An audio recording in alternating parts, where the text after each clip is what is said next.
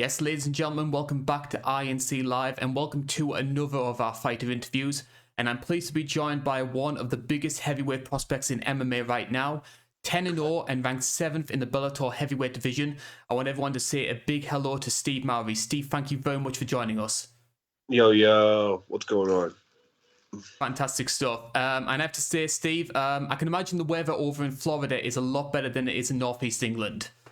I'm positive it is. Where I'm from, it's freezing cold up in Pennsylvania, so I'm living it up right now. Yeah, because right now we just had quite a lot of snow, so it's probably a good thing. I know where I'd rather be, I'll put it that way. Well, it is a very frigid 68 degrees this morning here in Florida. So for anybody who might be unfamiliar with your work, Steve, could you tell us a little bit about yourself? Well, I'm Tall Steve, and I fight people. No, I mean that's the gist of it. I'm like you said, I'm a 10-0 Bellator heavyweight. Been a pro for 5 years. Been fighting for coming up on 10 years here. Been at it for a long time. And I think the first place to start, obviously you mentioned before you've been a pro for 5 years. I think the best place to start is right back at the very beginning. What was it that got you first interested in mixed martial arts? I can't really pinpoint it to. It's not like anything wild. It's I read about it in a magazine, and I thought it was, I don't something about it just really stood out to me. So I mean, I knew it existed, I guess, and I had seen clips of it and highlights, and like the promos were on TV sometimes, but I guess I didn't really fully grasp the gist of it until I read about it in the magazine, and then for whatever reason, I was like, yeah, that's what I'm gonna do. Were there any fighters in particular that stood out for you? Well, I'm trying to think. This would have been 2010, 2011 ish. So like Chuck Liddell was kind of like on the way down, and then you had like Shogun was really making his resurgence. You had like Lyoto Machida was coming up.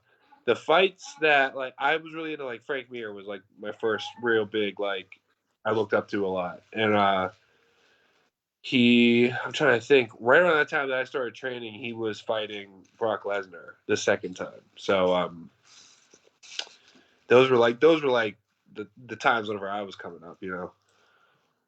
And a lot of times as well, you'll see guys around your size. Obviously, you're 6'8". A lot of these guys get coaxed into other sports, football, basketball, that sort of things. Was MMA the only consideration for you around that time, or were there other sports which kind of took your eye? Yeah. No, I never really got into other sports. I played baseball when I was like real young, but that was like now every kid plays baseball whenever whenever they're 6, 7, 8 in America. No, I mean I didn't really like other sports, to be honest with you, until I started doing them myself. And no, I would never have thought that I was going to be a professional athlete really up until a couple right up until the moment I learned about fighting. So no, no other sports caught my eye. But now that I've had a chance to rub elbows with some of the guys, like some NBA players, some NFL players, and I hear about what they're making, and I'm like, yeah, I got into the wrong, yeah, I got into the wrong thing. Is fighter pay a big sort of discussion point around yourself, other fighters? I wouldn't say big, but it's definitely part of the rhetoric. Everybody wants to get paid what they're worth, and I know that. I understand that like that's not how the market works. If your sport's only generating X amount of dollars, you can't expect X amount of dollars plus whatever else. That's just the game. But that said, fighters are always looking to make a little bit more. I think that there's more money out there, and I definitely think that the market is improving. I think that more people are getting into the sport. The pandemic helped because at a time whenever all the other sports were, trying to get their foothold on how to properly run, how to properly keep the operations going. MMA was like the first sport that really grabbed the bull by the horns and kind of shoehorn their way into the landscape again. So on top of that too, MMA, I mean the best fighters that are fighting right now, in my opinion. that's not a knock on the guys who were doing it. Like I said, whenever I got into it, but I just feel like the game's evolved so much that the best guys that have 4-ounce gloves on that have ever fought are fighting right now. And a lot of the best guys as well are training at Sandford MMA, which is where you're based right now. What's it like working with guys like Derek Brunson, Gilbert Burns, etc.? Being able to work with guys like Derek and Gilbert is incredible. Gilbert's like a good friend and a mentor to me. He has been for a long time. And then you have, just of those, just a couple of names that you mentioned. I've had probably a dozen or so guys that have like really come into my life and made an impact. Just not just on me as an athlete, but me as a person. And I can imagine as well, with Sandford doing so well recently, there must be a real good vibe around the gym. Obviously, Gilbert and Vicente Luque are both in the top 5 of their weight class. Derek could be fighting in the number 1 contender match in January. There's a real buzz around Sandford right now. Yeah. And I think the coaches have done a really good job of cultivating a competitive atmosphere, all while, maintaining a like a family environment. I really feel like the drama's at a minimum, and I feel like camaraderie's at an all-time high. Everybody gets along. We keep drama to a minimum. We keep egos, kind of in their place where they should be, and I really just feel like we're all rolling in the right direction. So we'll go back to the 23rd of February 2013. You make your amateur debut, and from that point on, you build a 7-0 record. I'm sure you're going to have a lot of quirky stories from some of those amateur cards. Oh yeah, absolutely. It's crazy coming from like that. My first amateur fight, I'm trying to think. My first amateur fight was at a banquet hall for a Catholic church, about an hour away from my house. I drove there myself in my fucking car. We weighed in, and then it was like one of those situations where like we had to report back to the venue. I had to report back to the venue at like 5, and I was like the second fight, so I had to be there early. So we finished weigh-ins at like noon. It wouldn't have made sense for me to drive an hour home and then drive an hour back. So I had to hang out in like some little small town of like maybe 2,000 people for like just a couple hours. I went to like a movie theater. I ended up like trying to take a nap in the movie theater, and like I couldn't fall asleep while I was getting ready for my first fight. But man, every fight has a story, and especially amateur fights. Like there's so much like character and personality that like all the small promotions have that people sometimes don't get to see. But yeah, man, I had a lot of fun in those days. So you then turn pro, and you have a 4-fight run with Titan FC, and then you get the call from Bellator. Tell us about how that came about. So I was at the end of my contract with Titan, and I mean things were good with them, but I just kind of one of those things. Got the offer I couldn't refuse. My manager called me and was like, "Yeah, we got off the phone with Bellator. We told them about you, and they're really interested. We want to know if that's maybe something you'd be interested in." So I said, "Yeah." It was like we talked the numbers at the time. They were doing that developmental deal thing that they aren't. I don't think they're doing it at all anymore. But especially for like where I was at in my life, just trying to figure out what I should do next. It just felt like that was the move to make. So you've had 6 fights with Bellator so far. All of them have finished by stoppage, including your first 2 knockout wins. Would you say you have a preference in where the fight goes? Do you prefer to strike? Is it grappling do you prefer?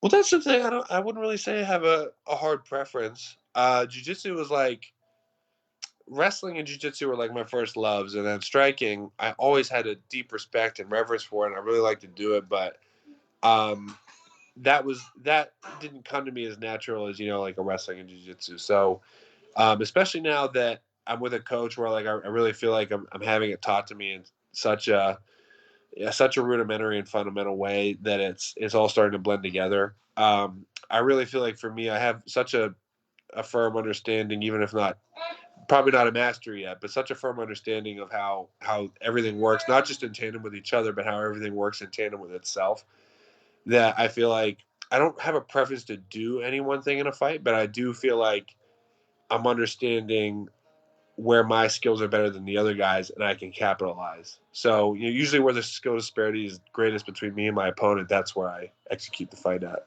I just watched the Sean Teed fight just earlier today.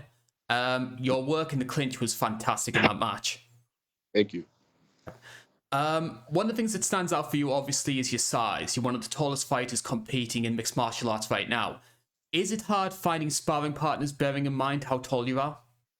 No, I have a lot of good guys at Sanford. A lot of good guys. I mean, you probably heard, like, Landon Vassell, but we also have guys, like your Victor Pestas. We have Tyrone Spong pops in from time to time, and he's mostly boxing now, but he throws his shin guards on and kicks everybody around. We'll have guys. Jarrell Miller's he's not uncommon to see him pop in from time to time.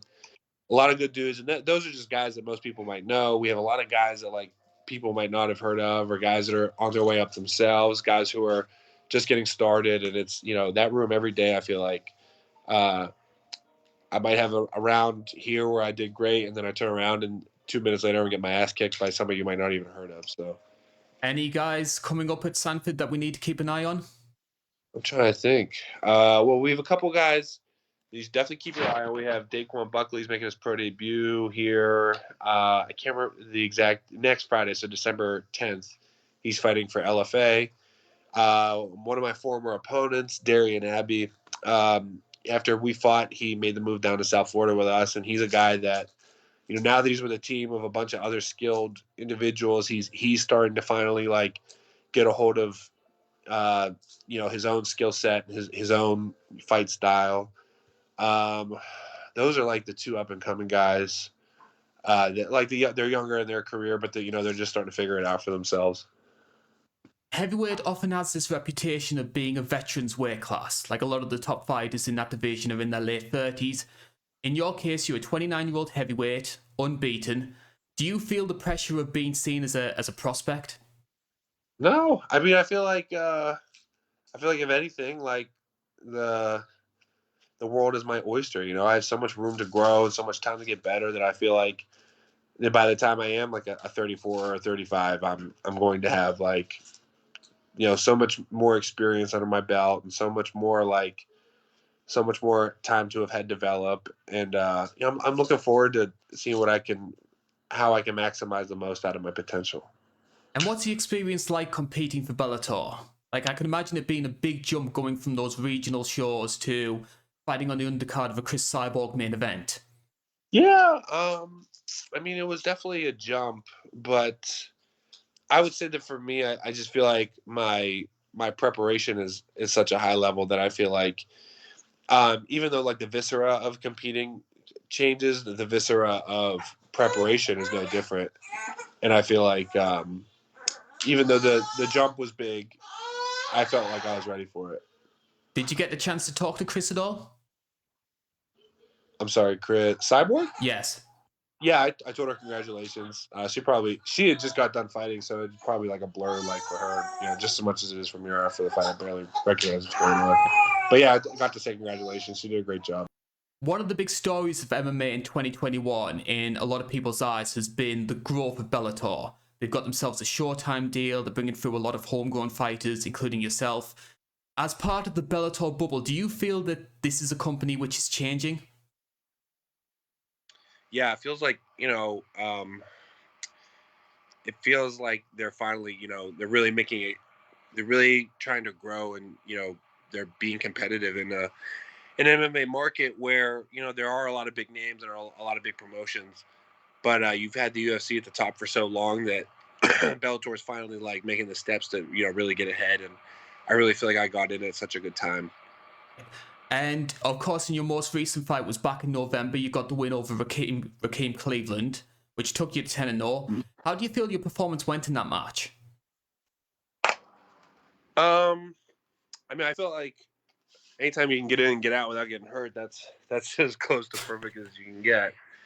In terms of the result, I feel like there are things every fight. I feel like there's things I could have done a little bit better. I feel like I could have, touched on some things that I could have been a little bit a little bit more technical, maybe a little bit more efficient.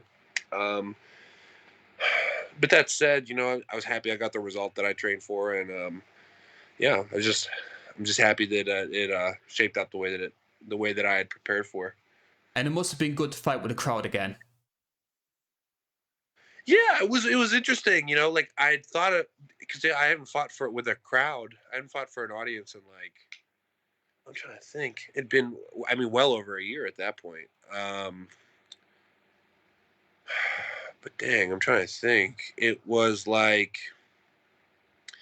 in my head, and I'd been like, all right, be prepared for a crowd, be prepared for noise, be prepared for this. But just like every other time I had fought for a crowd, I'd thought about like, what's the crowd going to be like, this and that. But by the time I get in there and the cage door closes, it doesn't really register with me. And after the match, you called for a bout with a man who you were scheduled to fight, unfortunately fell through, Marcelo Golem. Is that still a fight you're interested in? Absolutely. I think it makes sense for both of us, like where we're at in our career right now, what we're trying to do. And it's not an animosity thing. It's not a thing of like personal disdain. It's just that it's like, like I said, you get into this game, you try to fight the other best guys, and Marcelo and I are just, I feel like we're two guys on a collision course, honestly. Christmas, of course, is just around the corner, so we'll end this on a bit of a positive note. What does a traditional Christmas at the Mowry household entail? Oh, you wake up, you eat some fucking garbage, you open some presents, and you don't do anything the whole day. That's a good Christmas. And for 2022, what does the future hold for Steve Mowry? Steve Mowry kicking a lot of people in the face.